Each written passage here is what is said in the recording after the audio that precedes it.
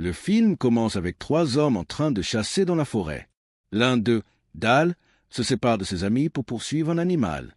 Bientôt, il le retrouve et se prépare à tirer. Soudain, un grand homme chauve apparaît et pousse Dal d'une falaise, le tuant sur le coup. Cet homme s'appelle Ryan Vret, un ancien policier qui cherche à se venger parce que sa famille a été tuée quelques années auparavant.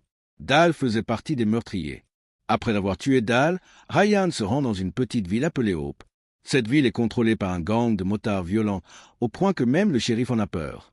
Ryan est au courant, mais cela ne l'empêche pas d'y aller.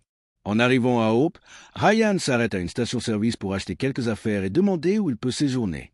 Le propriétaire, Kirby, lui parle du seul motel de la ville. Ce motel est tenu par une jeune femme nommée Darcy et n'a pratiquement aucun visiteur, car les gens évitent de venir à Hope. Darcy est surprise que Ryan ose s'aventurer ici, mais il lui répond qu'il a des affaires à régler. Pendant ce temps, un agent spécial du FBI nommé Frank prépare, avec son équipe, l'arrestation de Dal, qui est aussi un violeur. Alors qu'ils discutent, un autre agent entre et leur annonce que Dal a été retrouvé mort. La scène passe alors à un flashback montrant Ryan lorsqu'il était encore policier. Il était à une fête avec sa famille et ses amis lorsqu'un groupe de criminels a débarqué et a commencé à tirer sur tout le monde, y compris Ryan et sa famille. Le chef des assaillants, Drake Santiago, a fait cela parce qu'il détestait les policiers qu'il avait envoyés en prison auparavant. Il voulait se venger en éliminant ces policiers et leurs familles. Ryan était l'une de ses cibles, mais il a survécu malgré ses blessures par balle. De retour au présent, Ryan conduit en ville lorsqu'il aperçoit des motos garées devant un bâtiment. Un membre du gang de motards en sort, furieux parce qu'un chien aboie sur lui. Il sort son arme pour tirer sur l'animal, mais avant qu'il ne puisse faire feu, Ryan l'arrête et lui donne une bonne leçon en le frappant. Le bruit attire l'attention des autres membres du gang à l'intérieur du bâtiment. Ils sortent pour voir ce qui se passe.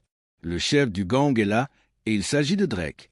Cependant, Drake ne reconnaît pas le visage de Ryan, ce qui est compréhensible étant donné qu'il a tué de nombreuses personnes.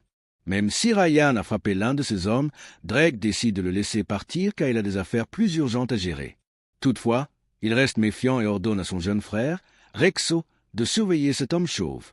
Le lendemain, Rexo retrouve Drake pour lui dire qu'un propriétaire de club a refusé de payer les frais de sécurité. Furieux, Drake défie le propriétaire du club dans un combat de boxe en un seul round. Il lui promet que s'il gagne, il n'aura plus jamais à payer ses frais.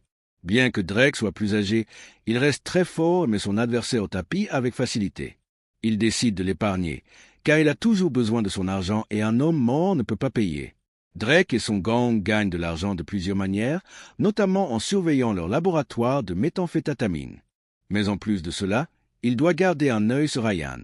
Cette nuit-là, Rexo se rend au motel de Darcy pour demander si un grand homme chauve nommé Ryan y séjourne. Darcy refuse de répondre, alors Rexo la menace en lui disant qu'il l'enverra en enfer si elle ne lui dit pas où se trouve Ryan.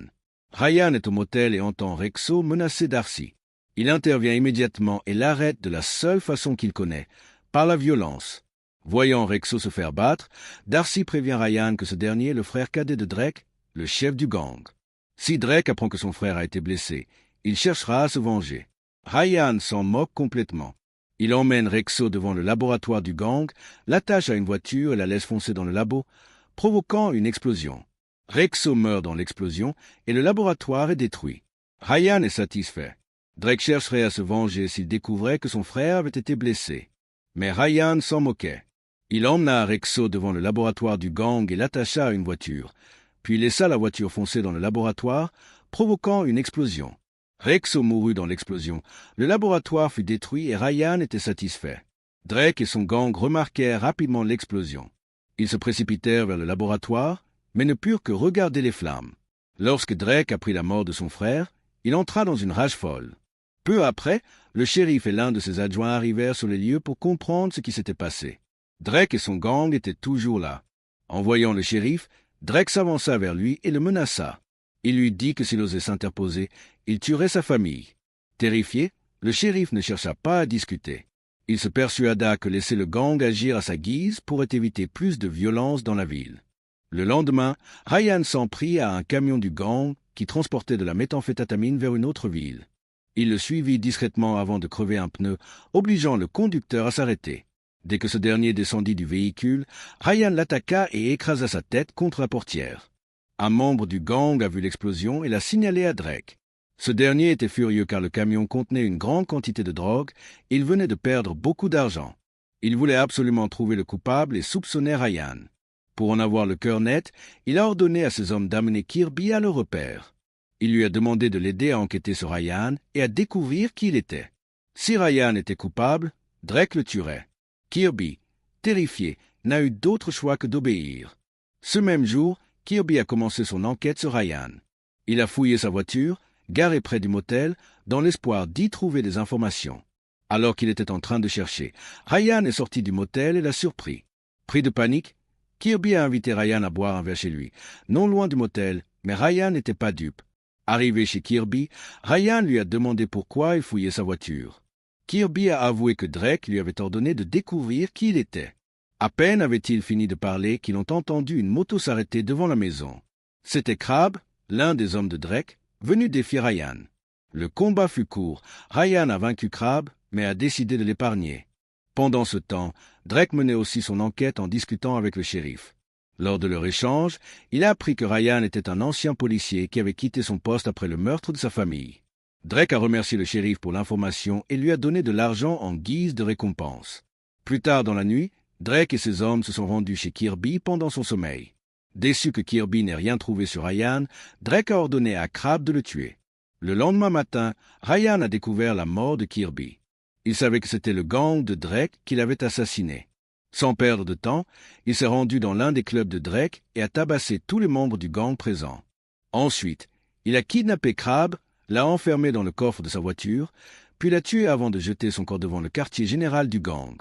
En voyant son homme de confiance mort, Drake est entré dans une rage folle. Il a ordonné à tous ses hommes restants de se rassembler et de préparer leurs armes pour traquer Ryan. Plus tard cette nuit-là, au motel, Darcy a entendu des bruits suspects dehors. Elle s'est levée du canapé, a saisi son fusil et s'est préparée à tirer sur quiconque tenterait d'entrer. Mais Ryan, devinant qu'il s'agissait de ses ennemis, lui a demandé de se mettre à l'abri derrière le comptoir de la réception. Quelques instants plus tard, la porte d'entrée s'est ouverte lentement et les hommes de Drake sont entrés. Ryan a attendu qu'il soit apporté, puis a ordonné à Darcy d'éteindre les lumières. L'obscurité totale a envahi la pièce, suivie de coups de feu. Quand Darcy a rallumé la lumière, tous les membres du gang étaient morts. Incroyablement, Ryan était indemne. Sachant que l'endroit n'était plus sûr, il a décidé d'emmener Darcy ailleurs. Malheureusement, il n'avait pas remarqué que ses ennemis l'attendaient dehors. Pris en embuscade, Ryan a été violemment battu jusqu'à perdre connaissance. Quand il s'est réveillé, il a vu Drake devant lui. Ryan et Darcy avaient été capturés et emmenés au quartier général du gang. Ses bras étaient attachés à une chaise, l'empêchant de bouger. Drake lui a dit qu'il comptait les tuer tous les deux, mais qu'avant cela, il allait s'en prendre à Darcy. Il a alors ordonné à l'un de ses hommes de torturer Ryan pendant qu'il se rendait dans une autre pièce.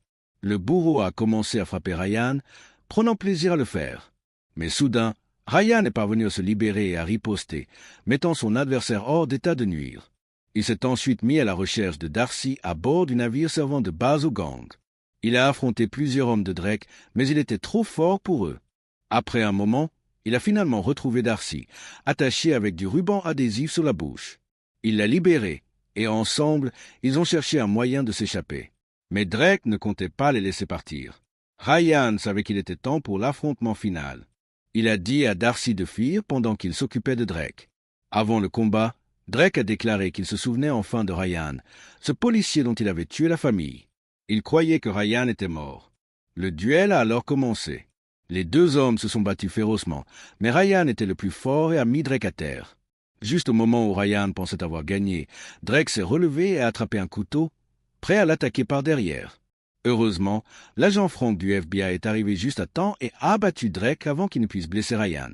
Le FBI était venu à Hope pour mettre fin aux activités criminelles du gang qui terrorisait la ville. Frank a décidé de ne pas arrêter Ryan, estimant que la police avait encore besoin d'hommes comme lui. Avant de quitter la ville, Ryan a promis à Frank qu'il se reverrait un jour. À la fin du film, on voit Ryan en train d'attaquer un repère et d'abattre plusieurs individus. Ces hommes faisaient partie des derniers alliés de Drake et avaient participé au meurtre de sa famille. Ryan était venu pour les éliminer. La morale de l'histoire: si vous envisagez d'affronter un gang entier à vous seul, assurez-vous d'être un ancien flic avec une sérieuse vendetta et un talent pour faire exploser les choses à votre façon.